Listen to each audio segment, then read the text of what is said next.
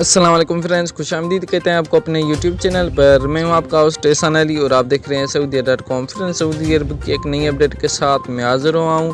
Friends, जैसे कि Saudi अरब ने फ़्लाइट्स के हवाले से बड़ी अपडेट दी थी कि आप सऊदी अरब पहुंच सकते हैं, लेकिन आपको वैक्सीन का मसला हल करना होगा।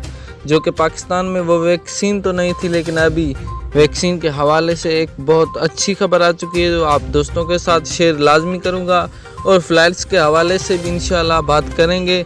तो हम न्यूज़ को शुरू कर लेते हैं। फ्रेंड्स, न्यूज़ शुरू करने से पहले अगर आप मेरे यूट्यूब चैनल पर नए प्यारे दोस्त हैं तो चैनल को सब्सक्राइब करने के साथ साथ बेल के आइकॉन पर प्रेस लाजम करें, ताकि ऐसी न्यूज़ अपडेट से मैं आपको आगाह करता रहूँ। फ्रेंड्स, सऊदी अरब ने पाकिस्तानियों के लिए 1 लाख फाइज़र वैक्सीन का मसला हल कर दिया। 1 लाख वैक्सीन की खुराकें पाकिस्तान पहुंच गई है, और वो वैक्सीन उन लोगों को लगाई जाएगी जिनके पास सऊदी अरब का वीज़ा, इकामा होल्डर और उनके अलावा जो उनका वॉलेट रखते हैं, उनको ये वैक्सीन लगवा दी जाएगी। फ्रेंड्स, 1 लाख ही खुराकें हैं, तो अगर आप सऊदी अरब जाना चाहते हैं तो जैसे ही वो शुरू कर दें लगाना तो पहले ही आप लगवा लें, क्योंकि सिर्फ उसकी 1 लाख खुराकें ही हैं जिसकी वजह से आप सऊदी अरब जा सकते हैं, वरना आप नहीं जा सकते।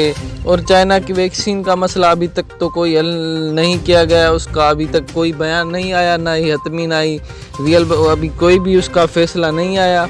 जैसे ही उसका फ़ैसला आएगा हम आपको बता देंगे। और फ़्लाइट्स के हवाले से फ्रेंड्स, 2 जून का बताया जा रहा है, इंशाल्लाह 2 जून को फ़्लाइट्स चालू हो जाएंगी। लेकिन पाकिस्तानियों के लिए तो एक और रास्ता भी खुल गया है कि अभी दुबई से सऊदी अरब जा सकते हैं, और जो दुबई में रहते हैं वो दुबई भी जा सकते हैं बआसानी से।